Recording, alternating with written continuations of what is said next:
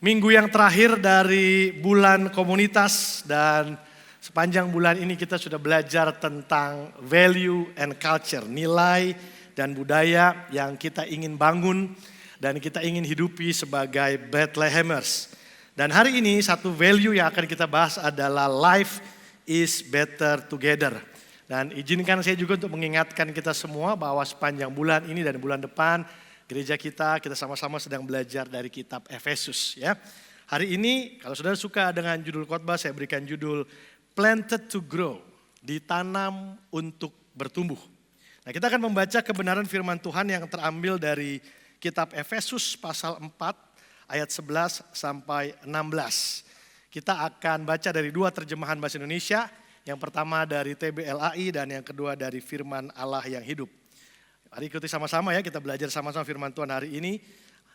Efesus 4 ayat 11 sampai 16. Demikian firman Tuhan. Dan ialah yang memberikan baik rasul-rasul maupun nabi-nabi, baik pemberita-pemberita Injil maupun gembala-gembala dan pengajar-pengajar, untuk memperlengkapi orang kudus bagi pekerjaan pelayanan, bagi pembangunan tubuh Kristus.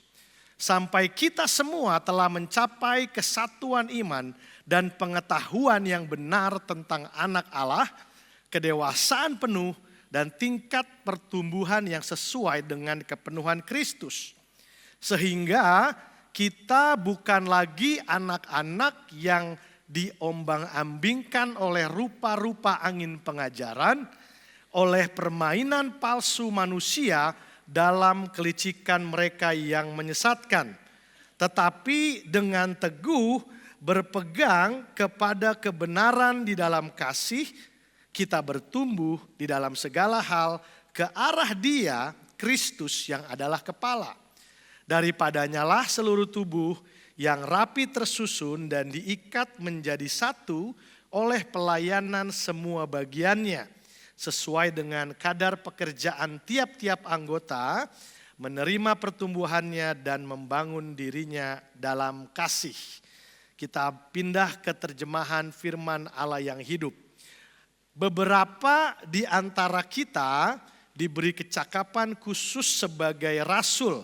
Beberapa yang lain diberinya karunia menyampaikan pesannya. Beberapa orang mempunyai kecakapan membawa orang kepada Kristus dan menolong mereka mempercayai Dia sebagai juru selamat.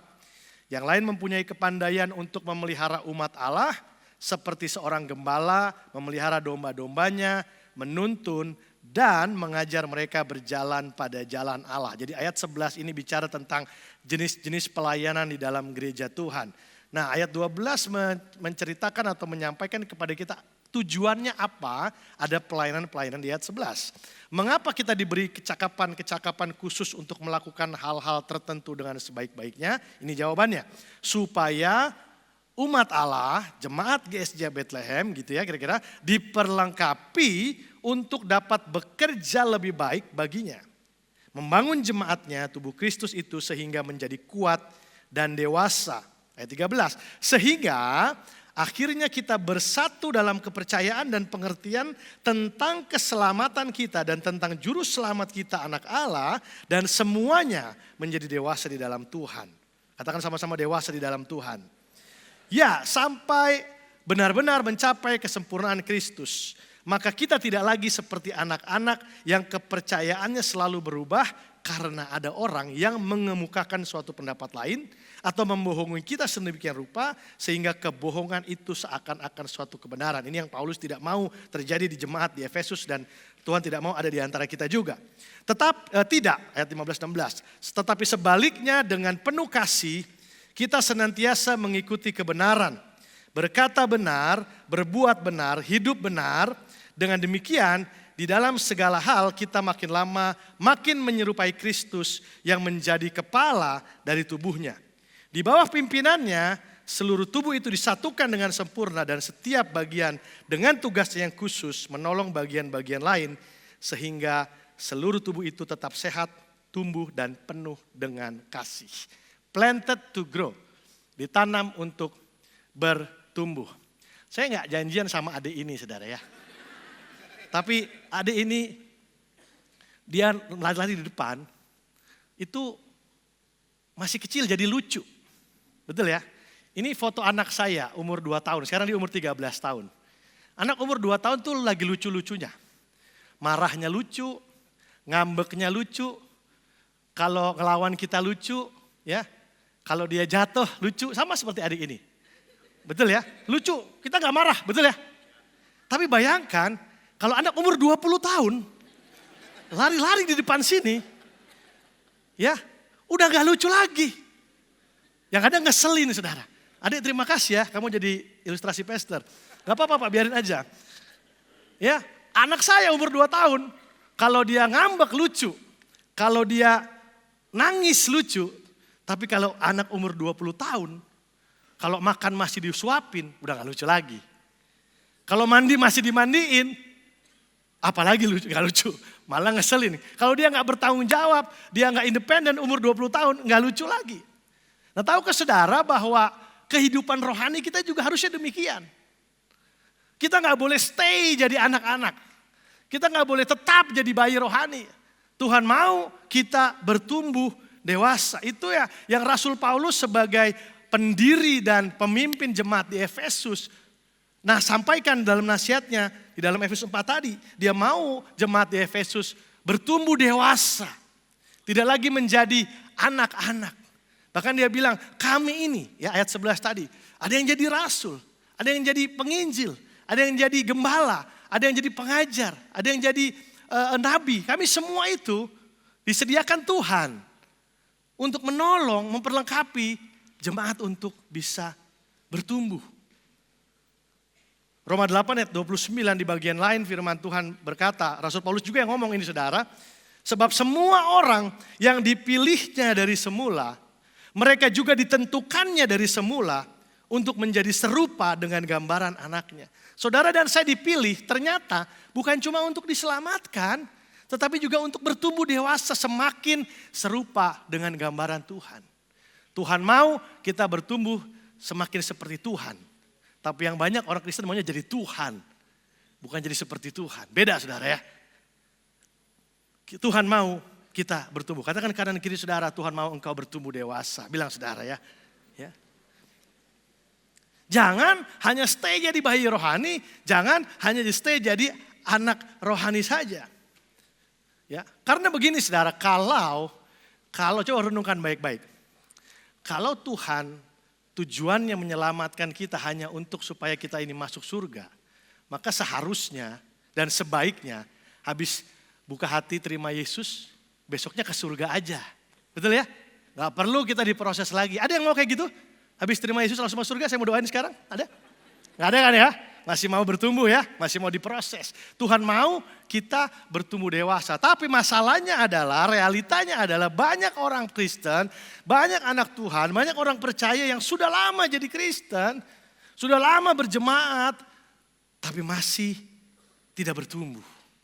Tapi masih jadi anak rohani, masih jadi bayi rohani. Apa tandanya? Paulus bilang begini ayat 14. Ya, sehingga kita bukan lagi anak-anak. Jadi Paulus gak mau jemaat jadi anak-anak. Apa kata Paulus tentang anak-anak? Anak-anak itu adalah orang-orang yang diombang-ambingkan oleh rupa-rupa angin pengajaran, oleh permainan palsu manusia dalam kelicikan mereka yang menyesatkan. Jadi tandanya anak-anak itu dia gampang goyang, ya, tidak stabil, gampang dipengaruhi, gampang dimanipulasi. Dan itu Paulus gak mau, kita harus jadi orang Kristen yang kuat, yang solid, yang teguh. Dan caranya gimana? Menjadi dewasa. Saya kasih contoh, ada satu cerita yang menarik yang saya baca baru-baru ini ya, tentang sebuah gereja di Amerika Serikat. Ini kejadiannya bulan September tahun 2023. Hari Minggu pagi seperti kita sekarang beribadah, gereja ini saya kaburkan namanya, ya. Saya gak akan bilang ini gereja mana. Satu hari di hari Minggu ada seorang dewasa muda 30-an gitu ya. Dia datang ke gereja tapi dia gak masuk kebaktian Bapak Ibu. Dia celingak-celinguk di lobi. Terus dia liatin CCTV ada di mana. Dia keluar ke parkiran. Dia lihat lagi suasana. Dan di gereja itu ada petugas keamanan yang lihat di kamera. Kayaknya mencurigakan orang ini. dipanggillah polisi. Terima kasih ya, kamu sudah selesai ilustrasinya. Sampai mana tadi? Oh ya, dipanggillah polisi untuk ngecek orang ini. Orang itu dipanggil, dicek, diinterogasi. Singkat cerita, karena ceritanya lumayan panjang. Dia waktu dibawa ke mobilnya di parkiran gereja itu, dibuka bagasinya, ada senjata. Jadi diduga dia itu mau mengadakan penembakan massal di dalam gereja tersebut. Ditangkap, diinterogasi di kantor polisi. Ceritanya nggak berhenti sampai situ. Waktu dia diinterogasi, baru diketahui bahwa ternyata orang ini bukan teroris. Dia itu jemaat gereja itu. Rupanya diselidiki, dia cerita. Jadi gereja itu mengadakan sebuah program tantangan 90 hari memberi. Garansi uang kembali. Jadi dijanjikan kalau kamu ngasih ke gereja, terus hidupmu gak diberkati, kamu boleh minta refund. Mungkin kita perlu kayak gitu kan gak ya? Perlu minta refund. Tapi apa yang terjadi? Dia lakukan itu dengan taat. Dia dipecat dari kantornya. Dia diputusin sama pacarnya. Lalu dia jatuh sakit. Akhirnya dia menyalahkan gereja. Dan malam sebelum ditemukan di sosial media, malam sebelum dia datang ke gereja pagi itu, dia posting di Instagram. Welcome to XXX Church, nama gerejanya. Bloods will be in your hands.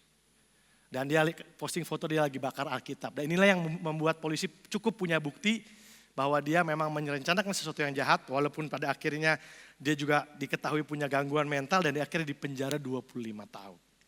Bapak Ibu, saya cerita ini bukan untuk menghakimi gereja tersebut ya.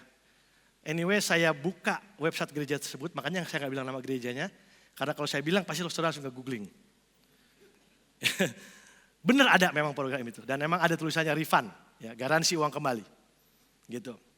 Well, saya tidak ada dalam posisi menghakimi, saya tidak mau menghakimi apakah itu benar atau salah, bukan itu poinnya. Tapi yang mau saya sampaikan adalah banyak anak Tuhan yang karena masih anak-anak dia tidak stabil, dia gampang digoyahkan, dia gampang dipengaruhi, dia gampang terbawa arus, dia tidak menjadi pribadi yang kuat. So the next question will be, bagaimana caranya kita bertumbuh? Hari ini saya mau sampaikan sebuah prinsip yang saya harus disclaimer dulu, this is not the only principle of growth. Ini bukan satu-satunya prinsip, kalau kita lakukan ini kita pasti bertumbuh secara rohani. Enggak, saya gak bisa klaim itu saudara. Tapi setidaknya this is a very important principle. Ini kunci yang penting. Kalau saudara gak ngerti dan gak lakukan prinsip ini, sulit saudara untuk bertumbuh secara rohani. Namanya prinsip tertanam, sama-sama katakan tertanam.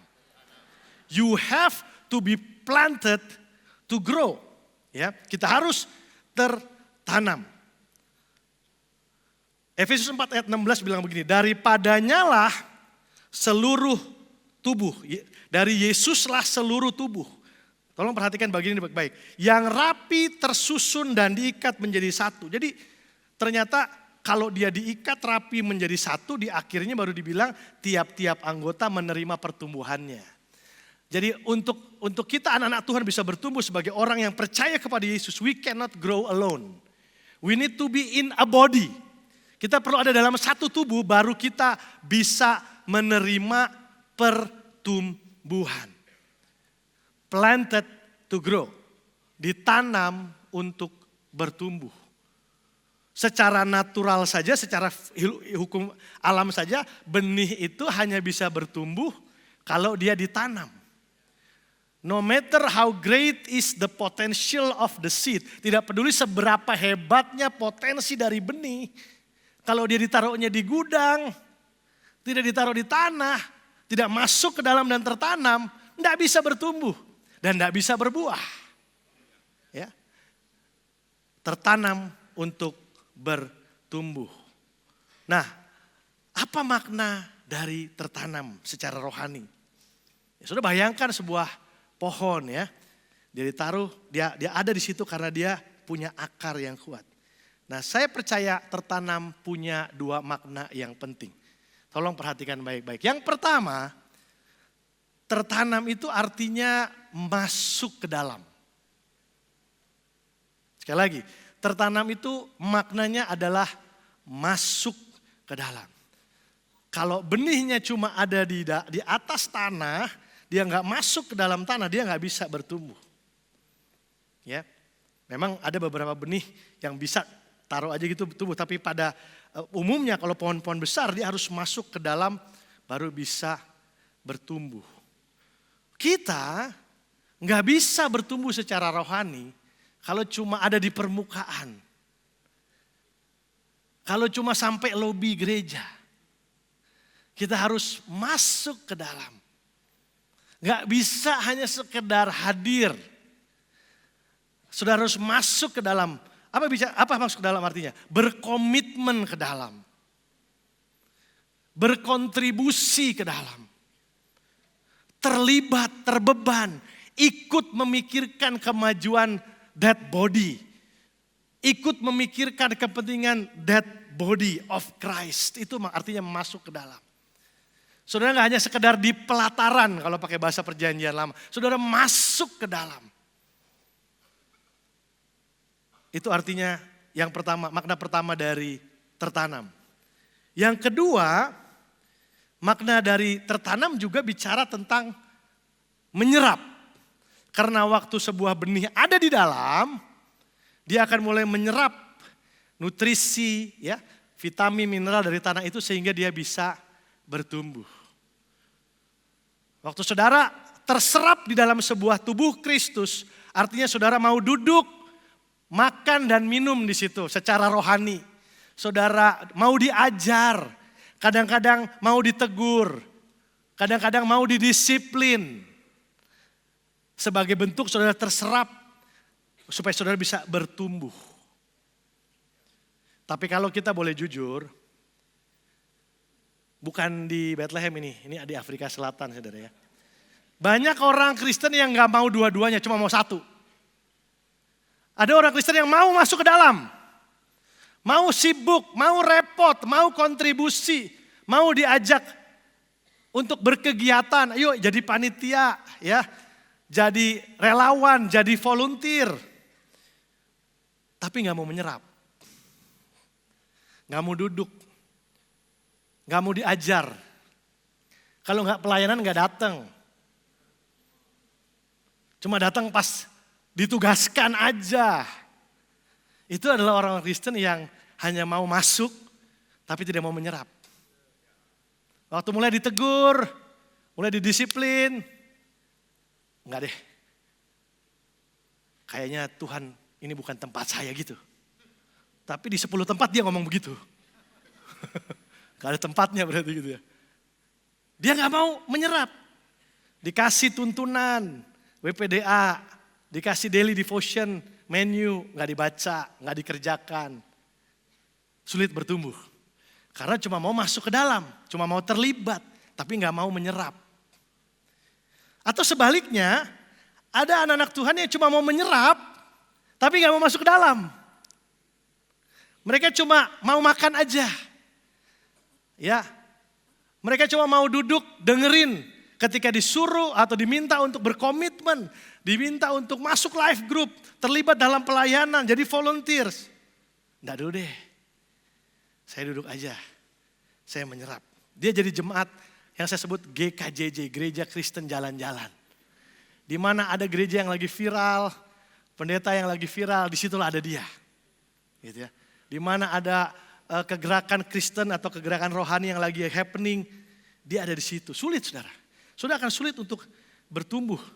Saudara sulit untuk bisa dewasa kalau saudara hanya mau menyerap tapi tidak mau masuk ke dalam. Saya sekarang warga Jawa Barat tapi saya pernah tinggal di Jakarta. Di Jakarta itu ada satu daerah di Jakarta ya yang saya tidak mau sebutkan namanya, sebut saja namanya Kelapa Gading. Banyak gereja di situ. Di situ banyak sekali gereja. Saya pernah dapat datanya ya, Kecamatan Kelapa Gading, mungkin 15 sampai 20 km persegi aja, gereja lokalnya ada 423. Dari ukuran 10.000 sampai 10 ada. Ya, dulu kami waktu saya tinggal di sana sebelum pandemi itu, hari Minggu keluar bawa mobil, nggak usah pilih dulu gereja mana, nggak usah. Keluar dari gang, semua itu ada poster spanduk di mana-mana bertaburan. Tinggal pilih mau ke gereja mana. Minggu ini di sini. Kalau bisa menghindari yang bicara tentang memberi, dia hindari gitu. Dia cari gereja yang berkat gitu, pemulihan gitu ya. Nah, banyak yang kayak gitu. Ya. Sayang saya punya teman-teman yang seperti itu dulu ya. Enggak di Bogor. Di Bogor enggak ada yang kayak gitu. Semua tertanam di sini. Adanya di Kelapa Gading dan Afrika Selatan sana. Ya. Ketemu saya, gerejanya udah ganti. Ya. Ketemu lagi besoknya, udah ganti lagi gerejanya. Saya dalam hati ini ganti gereja sama ganti pacar banyak kan ganti gereja gitu kayaknya. Nah ini sulit. Dan saya lihat memang mohon maaf, gak bisa bertumbuh. Ya, dia tetap ada di struggle yang sama, di tantangan hidup yang sama, karena gak pernah mau belajar untuk masuk ke dalam. Dia hanya mau menerima dari sebuah tubuh, tapi dia tidak mau berkontribusi kepada sebuah tubuh. Atau sebaliknya, dia cuma mau berkontribusi. Dia merasa dirinya punya banyak potensi, punya banyak talent, spiritual gift yang dia bisa berikan. Tapi dia gak mau duduk, diam di kaki Tuhan, di kaki para hamba Tuhan untuk mendengarkan apa yang Tuhan mau sampaikan lewat para pemimpin rohaninya. Sulit untuk bertumbuh, makanya harus dua-duanya. Ya, harus tertanam, harus masuk ke dalam, dan harus menyerap. Yang mau katakan amin. Katakan kepada kanan kiri tepuk pundaknya agak lebih kencang dikit. Tertanam baru bisa bertumbuh guys.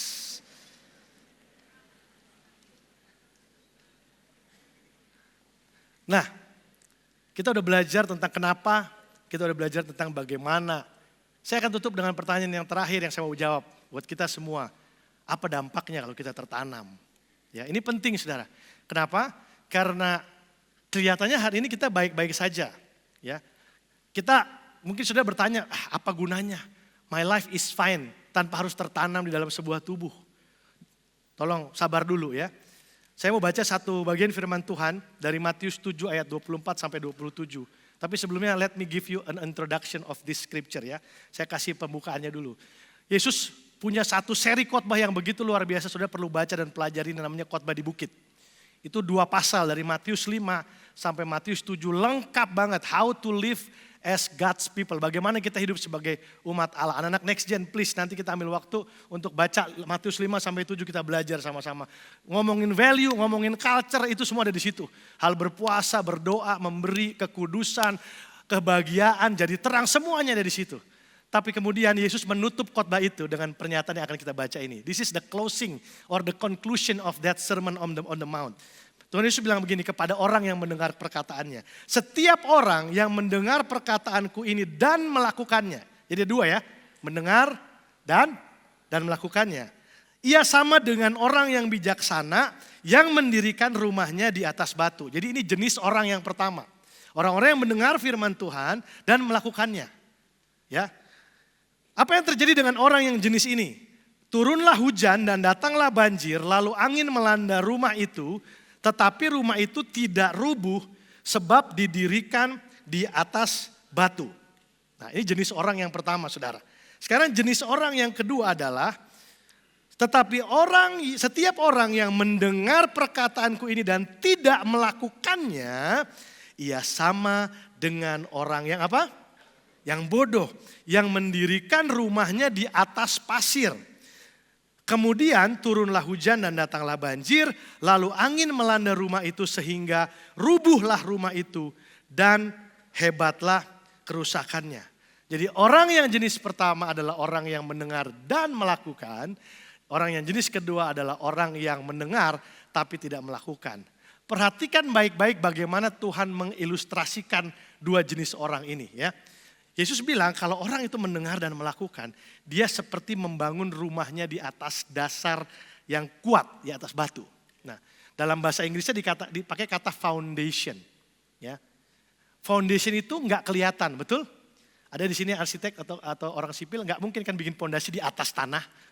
Pasti pondasi itu ada di bawah tanah. Kalau sudah ketemu arsitek atau orang sipil yang bangun pondasi di atas tanah, ganti aja saudara ya, jangan pakai dia gitu ya. Pondasi pasti di bawah tanah dan tidak kelihatan. Again, kita lagi belajar tentang prinsip tertanam. Jadi kalau saya boleh menganalogikan, Yesus ngomong ini sama seperti Paulus ngomong tentang tertanam. Yesus ngomong tentang dasar yang kuat, gitu ya.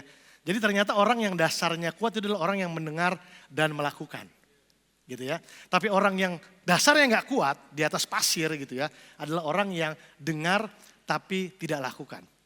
Now, this is my point. Perhatikan baik-baik, jangan lewatkan bagian ini. Yang di atas juga ya, masih ikuti saya.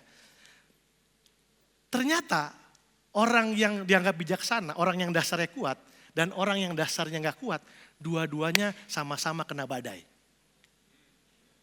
Perhatikan nggak? Ternyata yang kena badai itu bukan cuma orang yang dasarnya nggak kuat. Bukan cuma orang yang dasar, yang nggak tertanam kira-kira gitu kalau pakai bahasa Paulus. Tapi orang yang dasarnya kuat pun, kemudian turunlah hujan, datanglah banjir, angin melanda.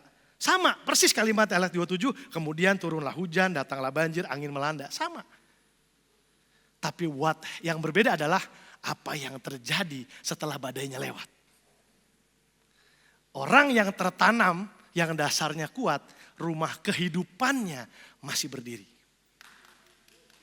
Tapi orang yang dasarnya gak kuat, udah gak ada lagi rumahnya.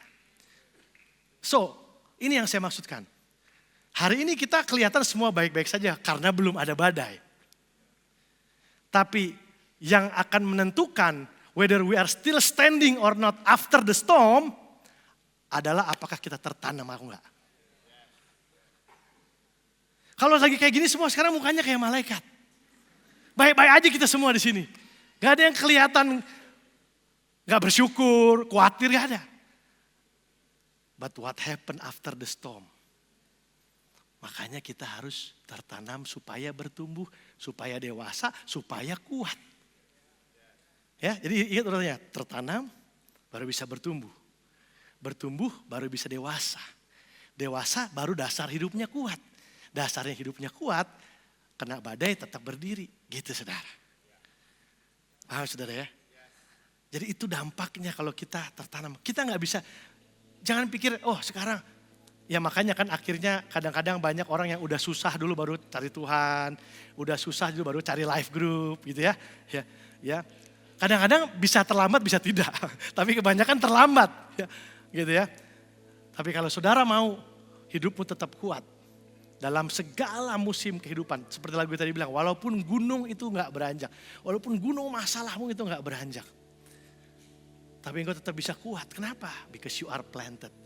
And because you are planted, you are growing. And you are mature and you are strong.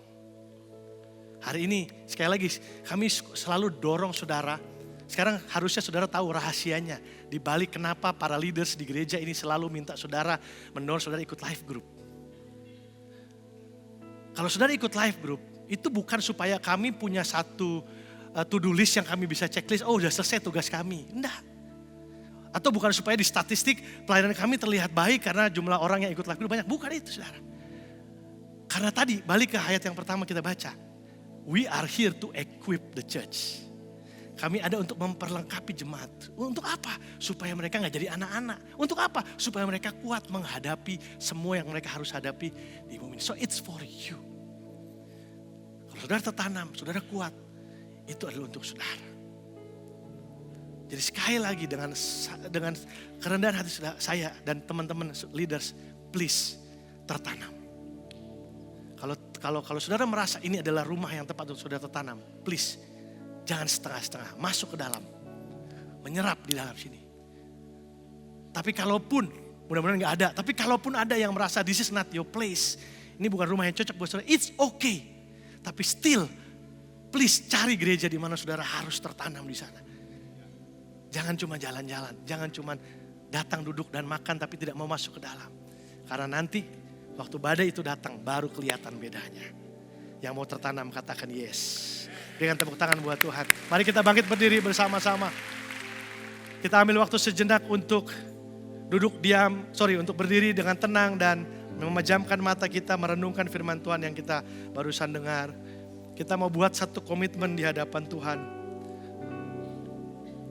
Dan juga mungkin kita harus memperbaharui buat jemaat yang sudah lama tapi mungkin sudah sedikit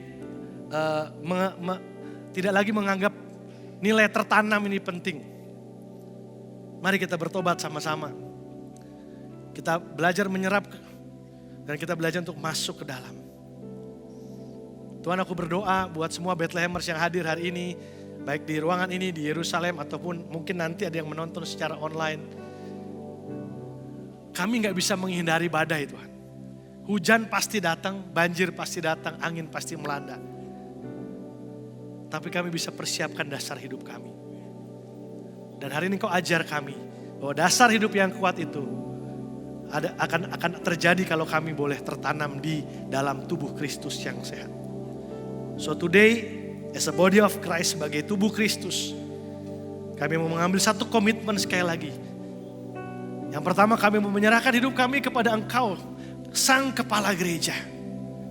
Kami mau menyerahkan diri kami untuk Kau jadikan salah satu anggota tubuh-Mu. Tapi yang kedua, kami juga mau berkomitmen to be part of your family. Menjadi bagian dari keluarga-Mu Tuhan.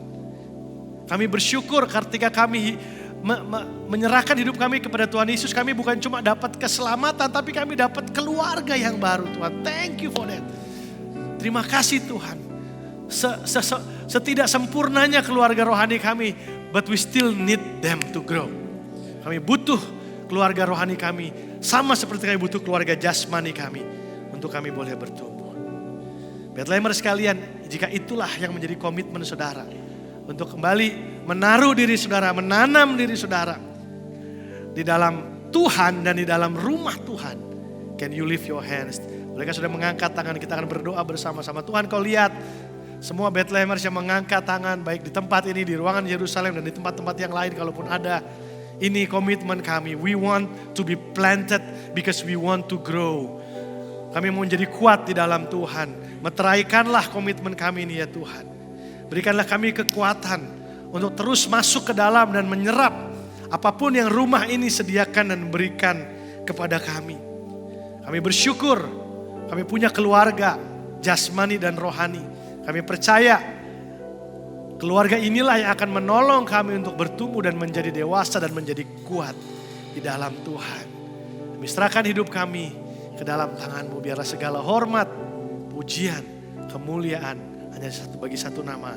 Nama Tuhan Yesus Kristus. Dari dalam nama-Mu kami sudah berdoa. Dan kami siap menjadi pelaku firman Tuhan. Yang siap sama-sama katakan amin. Kasih tepuk tangan buat Tuhan Yesus.